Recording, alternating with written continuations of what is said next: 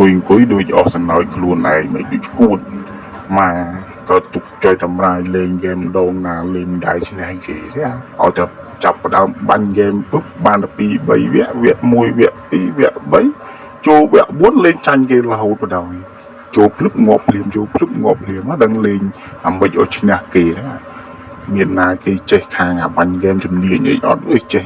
ជួយប្រាប់ផងធ្វើមិនលះបានឈ្នះគេខ្លាំងក៏ទុកឈឺក្បាលណាគិតសពទៅវានិយាយទៅវាដូចរឿងវាអញ្ញារឿងលេងហ្គេមលេងឈ្នះគេសោះម្ដងបោះសង្ឃឹមក្នុងជីវិតតែម្ដងហើយនឹងនិយាយស្អីទៅចង់តែច្រៀងម្នាក់ឯងនឹងច្រៀងឲ្យអាណាស្ដាប់ទេស្រែកច្រៀងឲ្យគោស្ដាប់ទៅដឹងហើយបាក់ចិត្តចុយតែម៉ាយយូរទៅសំបីតែនិយាយមិនចង់កើតទៀតតែពេលស៊ីបាយឥឡូវគ្មានអារម្មណ៍ទេឥឡូវលើតែលព្រាធ្លាក់លព្រាពីដៃញ័រដៃញ័រជើងនឹកឃើញអារឿង